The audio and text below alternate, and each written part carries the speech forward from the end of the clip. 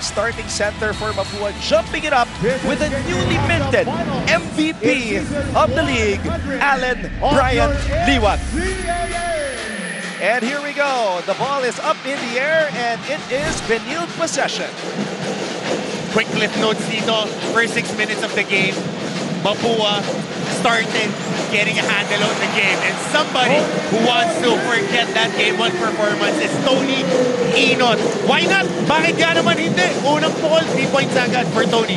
Tony Inot, 1 for 5 from beyond the arc in game number 1. Played 28 minutes but only managed 7 points for the Blazers. He averages 10.4 points per outing. He definitely has to come up bigger this time around, and this is a good sign. Yep, running that floppy screen action, single double on one side, and they're getting a very good screen coming off that and scoring that three-pointer by Tony. Now let's see what Mapua will run here. Remember, in game number 1, the first play they ran was a three-pointer in the corner by the rookie point guard, the lefty, Lawrence Mangubat. At eto na po siya, Lawrence Mangubat, tinedepensa ni Jomen Ancheta. And it is Justin Sanchez defending Clint Escamis. Inot was the primary defender for Escamis in game number 1. Escamis steps back. No foul called. At babalik sa Benilde bola. So that's a good challenge by Justin Sanchez. Again, bullying up and fighting over the screen, using the length to challenge the shot. And bahagyang naabot yung tira ni Clint Escamis, so that rolls out of bounds. One of the players that played exceptionally well for Mapua in his first time in the finals, 27 minutes, Chris Hubilla, 9 points and 9 rebounds. And it's a special day for him today. Let's find out why from Christine San Agustin. Stats and awards aside, our freshman and rookie of the year, Chris Hubilla, is more than just his talent, because it's his heart that really stands out. Alam niyo ba na after 5 years, we'll finally be able to watch him play live, dahil originally from Sorsogon ang kanilang pamilya. Sinabi niyang may kahirapan daw talagang makapunta sila sa Manila. So Chris told me that with the help of his Mapua family, he really made sure to save up all throughout the season para matupad ang pangarap niyang mapanood siya ng kanyang pamilya na noon ay sa TV lang siya nakikita. With this, Chris added that now more than ever, he is at his best because his family might just witness their team take home the championship. And in more news, John Habonete is not playing today because he was suspended from the unsportsmanlike foul from their first game. Yan muna para sa Mapua, Anton and Coach Hammer. Well, that's unfortunate for the team of Coach Randy Alcantara, as Habonete played 15 minutes in game number 1 and tallied 8 points and 6 rebounds, including a clutch triple in the 4th period. Yep, crucial, especially on the rotation dito ng big guys, because it's Igliane, Habonete, and Recto ang naghahalinhinan dyan sa 5. Pag si Recto ang pinapasok, their speedier squad, but definitely gives up a lot of heft and a lot of height compared to Allen Liwag. So early unsportsmanlike foul called on Concepcion. Dahil in transition, palitan ng turnover sa magkabilang koponan. Justin Sanchez forces a turnover, trying to engage that offense, and he was fouled. As I mentioned earlier, Benilde had an entire week to prepare for this game, and to tell us how they prepared, we have Glycel Galpo here with us at courtside. Glycel? Salamat, Anton. Seemingly rattled in Game 1, the Blazers acknowledged that their new roster might have been a little overwhelmed and have yet to adjust to the heat and intensity of the finals. Pero hindi na bago ito para kay Coach Charles Chu, at ang sabi nga niya, ang tanging pinagkaiba lang raw is that in season 98, they played as the underdogs, but today they are a better team. At kumpiyansa raw siya sa kanyang koponan, knowing that their talent can match and even outdo the experience of the Cardinals. Kaya naman today, he only hopes for one thing, and that is for the Blazers to come out more confident. He even shared with me, Anton and Coach Hammer, that the whole team watched a movie just yesterday to lessen the pressure on the team and to shake the jitters off so that they can bounce back and play their brand of basketball. Question is, can they bring the heat, force a Game 3, and keep their dream alive? Or what do you think, Anton and Coach Hammer? They have been here before, 2 seasons ago against Netran. Will Gozum and company stepped up big time to force a deciding game number 3 against the eventual champion, Netran Knights, as we see this champ moment of the game brought to you by Milo. Get winning energy every day with Milo. And there he is, the MVP, Allen Liwag, And there is fire in the eyes today of Tony Inon. Oh yeah, executing that screen and roll action. Soft show. Slide show lang nga. Short roll. Walang help side defender on Allen Liwag. Late tag. So, end one pa yung kanilang ibinigay. And the King Blazer completes his first 3-point play of the game. So, ano yung celebration? Get off me. Diba? Yung flex nila, get off me. Right now, Benilde is just getting off here in the first period. A 7-0 start.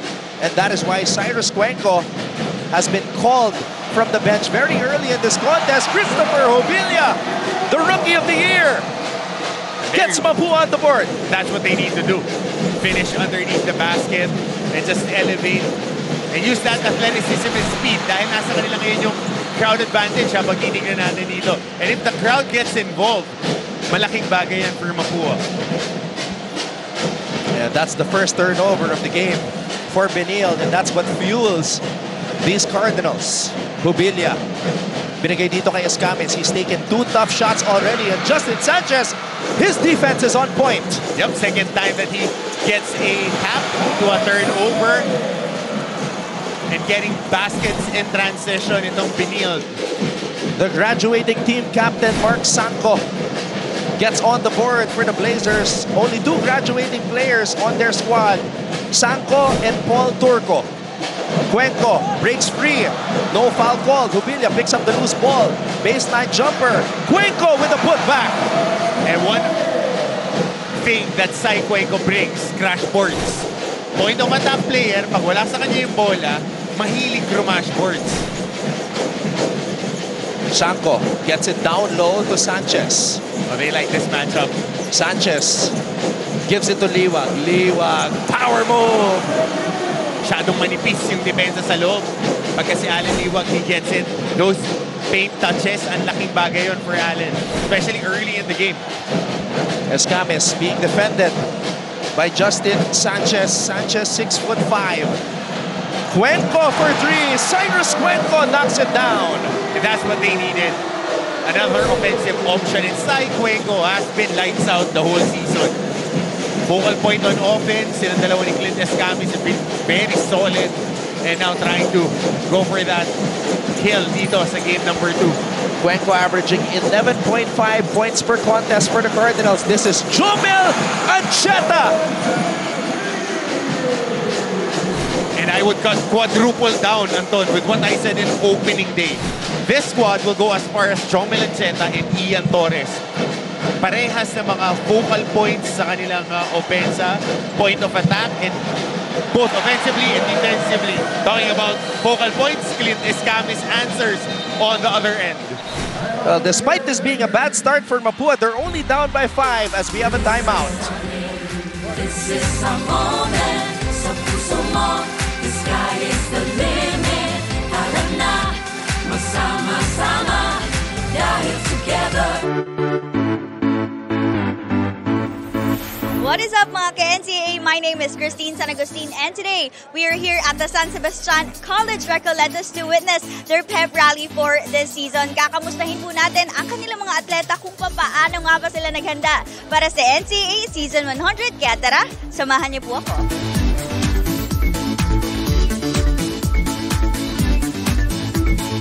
We've been preparing for this season, knowing that this is a special season, Season 100. And I think everybody, the athletes, the coaches, want to be part of this significant event. Marami rin po kaming rookie ngayon na dumating at sana po matulungan po nila kami na maiangat yung team ngayong season. Hi guys, let's support SSCR MBT this coming season. Thank you. Sa mga fans po na San Sebastian College, mga alumni po, sana po itong darating na season namin, supportahan niyo po kami. Di namin pinapangako kundi gagawin namin yung best namin para sa season na to. Di namin kayo papaya. Marami kayong dapat abangan dahil this season ay mas pinalakas ang players po ng Baste. Go Baste! Go Baste! Go Baste! Go, go! A 14-9 start in the early goings of game number 2. The Benilde Blazers lead Mapua. And what a start for the reigning MVP, Alan Liwag. A 3-point play and an under-goal stab. And of course, Family of Mark. they want to watch him again on Saturday for one final game in the NCAA, game number 3. The Mapuans want to celebrate. Escamis with a steal. Clint Escamis could not finish at the rim. A sorry miss for Escamis. So again, turnovers being forced by Mapua. Mapua is a scrappy team. Kaya fueled sila nung 10-game winning streak, if I'm not mistaken, correct? It's 11 an now. 11-game winning streak, including game number 1 of our finals. They're fueled by that, and it's mainly their defense that is catapulting them. Scrambling defense na switch ng switch kahit na sobrang liit. Okay, so meron tayo dito konting issues with our shot clock. It's grounded. So a little bit of delay here. And we were seeing Tony Inota getting worked on by their training staff on that bench. Mapua has not tasted defeat in the NCAA since October 8. That's almost 2 months ago. An overtime loss against Sunbury University, 76-69 was the final score. Cuenco had 20 points in that game, Escamis had 19.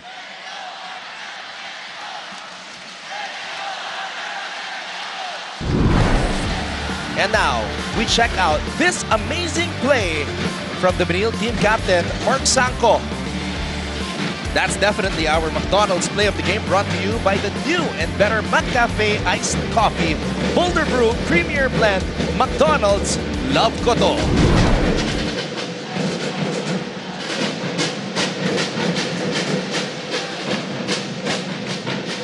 Time on the clock, 5 minutes and 39 seconds. Again, Mapua leads this series after taking game number 1, 84-73. In the first quarter of that game, Clint Escamis scored 17 of his 30 points.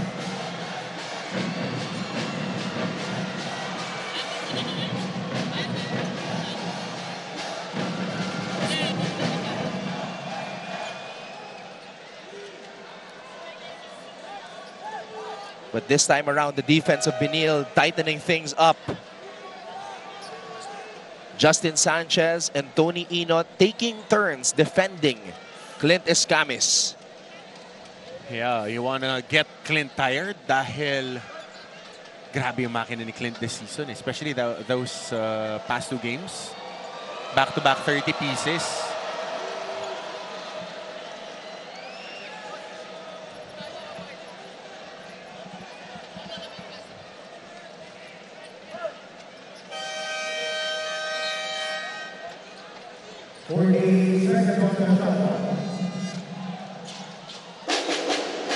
It's Mapua possession. Jeko Bangkale is also on the floor now.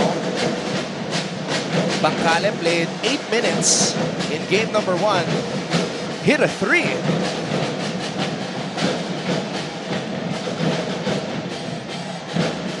Speedy matchup between Bangkale and Ancheta. Bangkale to Cuenco. Cuenco against Sanchez. 5 on the shot clock. They get it to JC Recto. Recto with a fadeaway. JC Recto. Good read by Cuenco. Jump switch ng maaga si Mark Sanko.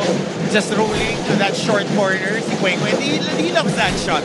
Yung one dribble pull-up. And Recto denies Liwag at the rim. Great defense. So tingnan natin dito, tatakbo ng transition ng Mapua. A third defender now taking his turn at guarding Clint Escamis is Josh Cahucom. Escamis, wild shot. Escamis grabs his own miss. Recto faking a 3, drives. Bangkale, fade away from the elbow. And that's a rebound by Liwag. An interception by Bangkale. Bangkale all the way. errant pass by Mark Sanko. Masyadong malambot yung pasa. And naagaw ni Chico Bangkale. Don't look now, it's just a solitary point. Lead para rito sa koponan ng Benilde. Zoom action. Two-man game, Liwag called for traveling, active hands by the Cardinals, making life difficult for Liwag. Yeah, and Allen Liwag, tinamaan yata dito sa leg. And he's down after that weak side tag. Makikita natin of that zoom action. Pocket pass.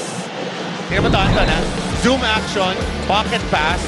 Igliani right there, and Bangkale on that help.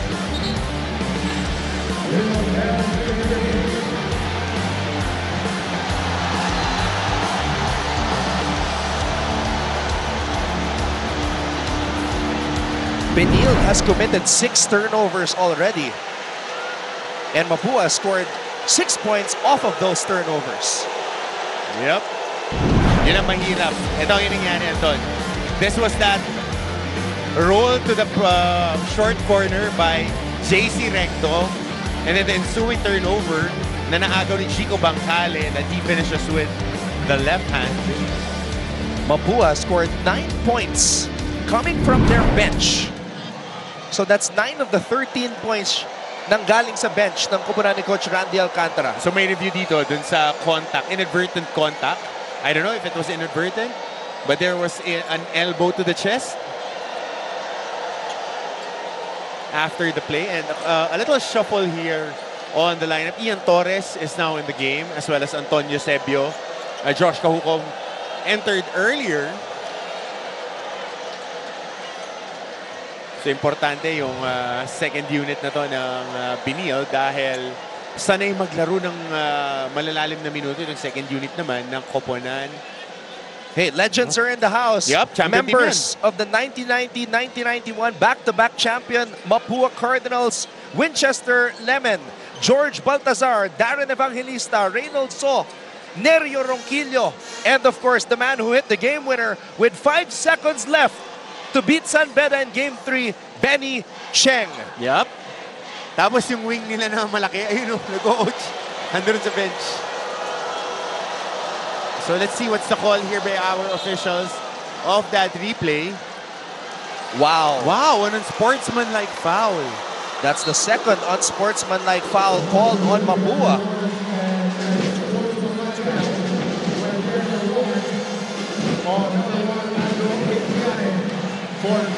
So Allen Liwag now with a chance to add to his point total.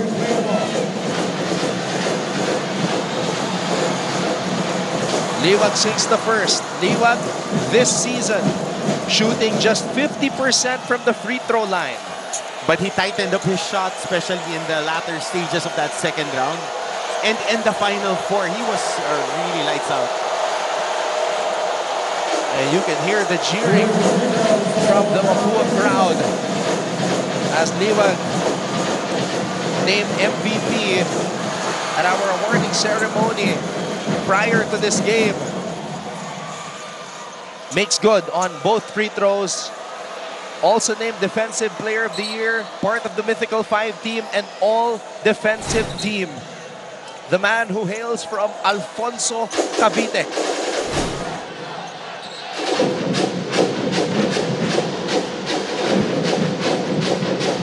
Three-point lead for the Benildians. Ian Torres is now in for the Blazers. Another speedy guard. Big-time recruit. Escamis stops, pops, and connects. Clint Escamis. He makes it look easy. And you gotta love the way that he is competing. Yeah, there has been a few no calls doon sa mga atake niya, pero diin lang ng diin. And this team really revolves around him. And the more that he engages the defense, the better it is for his teammates. Meanwhile, a 3 by Justin Sanchez. What a start for Enot and Sanchez on both ends of the court. Yup, bumawi si yung dalawa. Pero titignan natin, mahaba itong laro. Nobody wins in the first quarter. But right now, it's a very high-scoring game. Remember, game number 1 was 26-20. Ngayon, 19 and 15. But how about this break jump by Clint Escamis? He can't miss Escamis. Yan siya the past 3 games. And on the flip side, knocking down a triple was Justin Sanchez. A great sign for the Blazers. Sanchez. 1 of 1 today from beyond the arc. Escamis again! So you know that yung mid-range, that's the new layup for the younger guys. Kasi pag pumunta ka doon sa shaded area, the threes are there. So, kailangan nakakashoot ka ng 3 points and that elbow to that mid-post area, kailangan may mga pull-up ka na, which is what Clint has been doing. Great defense by Andre Gliane. Another stop by the Cardinals. Escamis is feeling it. 6 points already. Escamis stepping back. Not that time. A little heat check. Eusebio, baseline drive. Anton Eusebio gets on the board. And what a stretch by Eusebio, who puts Benil ahead 21-17. Sumo, the sky is the limit. Tara na, magsama-sama. Dahil together, we own the... What is up mga ka-NCAA? Ako po si Christine San Agustin. Samahan po ninyo ako dito sa Mapua University para saksihan ang kanilang pep rally bilang suporta syempre sa kanilang mga atleta na ready nang sumabak sa NCAA Season 100. Let's go!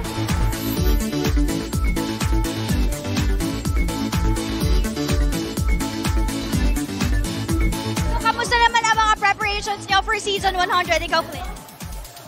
Naging maganda naman yung off-season namin kasi may mga overseas tournaments kami, practices kami like Japan and Indonesia. So, nakatulong yun sa team chemistry namin. Ayun po, nagpapahinga po kami bago mag-training. Pahinga, matulog.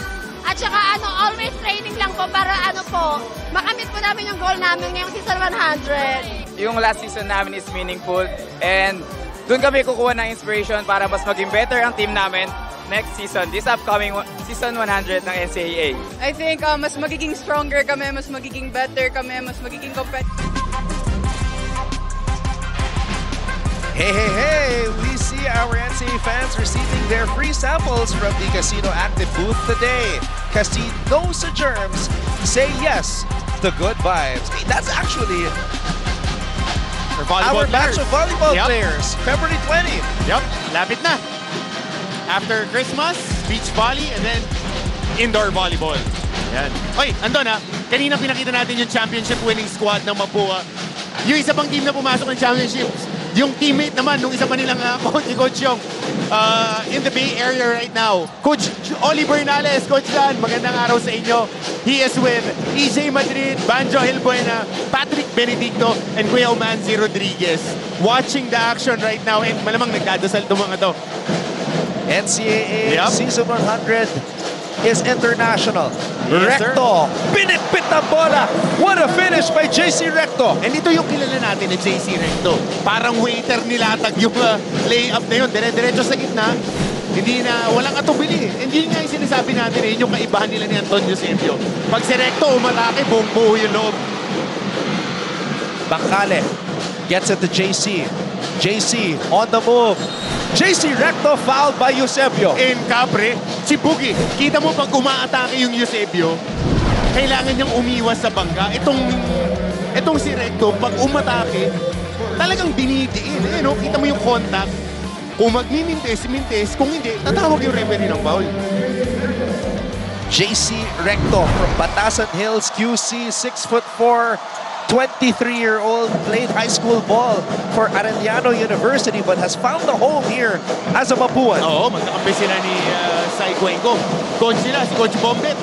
Aris ni Maunahan, ng high school. Kasama niya doon sa coaching staff. Benil has already committed 8 turnovers in this game, 7 steals. 7 of the 8 turnovers were steals by Mapua. Anton, that's a key stat, ha? Yung turnover niya. Last game, 23 turnovers rather. Itong pamuna ng Benil. Siyam na turnover. First quarter. Wow, Benil cannot afford those mental lapses. Benilde averages 15.9 turnovers per contest. As you just mentioned, 23 turnovers in game number 1. Right now, that was the 8th turnover, Coach Hammer. Oo, ang bigat niyan. Kasi I was talking with Coach Charles earlier before the game started. He just mentioned that it's a big thing for them talaga, the turnovers. Ancheta, short, Liwag. And Liwag will head to the line for 2. Isasalpak talaga ni Allen Liwag eh.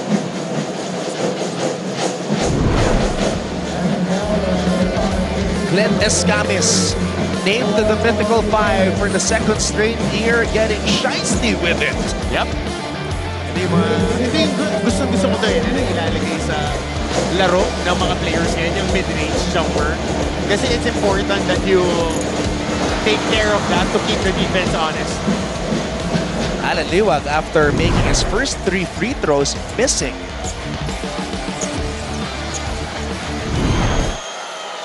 Liwag with 7 points, 4 rebounds, and a block. Has not rested here in the first period. Wala na yan, pre. Wala nang pahipahinga yan. Oh, but he misses both. 3 for 5 from the free throw line here in the first period. The game is tied, 21-all. Magubat. Hubilia crashing the boards. And Magubat cannot save it. Ganun talaga, kailangan kuhanin mo ng dalawang kamay. Kasi may hahampas at hahampas dyan. Hindi ka pwedeng lalambot-lambot if you're crashing the boards. And for you to secure that possession, you gotta be strong with the ball. Mapua playing a full court man-to-man. Benilde easily breaking the press. And they give it to their point guard, Jomel Ancheta. Ancheta transferring Benilde for this purpose, to try to win a championship. And he's free for 3. In and out. Liwag, another rebound and a putback. And that's what makes Allen Liwag go crashing the boards then. Offensive rebound and finishing in contact. A 23-point first quarter for Benilde. They only had 20 after the first period in game number 1. And that was a foul to give by the Benilde Blazers. So mahirap talaga eh. Kasi if you're looking at Allen Liwag, he is 6'6", 6'7". And he's around 230, 240 pounds of muscle bound. So when he boxes out dun sa ilalim, mabigat, ang hirap itulak, athletic pa. Mangubat, binigay dito kay Igliane. Faking the handoff to Cuenco. Cuenco from way out. Short, Inot with the board. Benilde holding on to a 2-point lead. Inot with a crossover. Hands it off to Sanchez. Ancheta. 9 seconds remaining on the shot clock. 27 seconds remaining here in the first. Floater is off. Mangubat gives it to Escamis. Playing for the final shot, possibly, here in the first period. Escamis. Tony Inot, nakaharang sa kanya. Escamis changes his mind. Mangubat for 3! And the Cardinals take the lead! At the buzzer, Lawrence Mangubat. Clint Escamis, defended by Inot, gives it up to the rookie point guard. And Lawrence Mangubat, in his first final series, gives Mapua the lead at the end of 1, 24-23.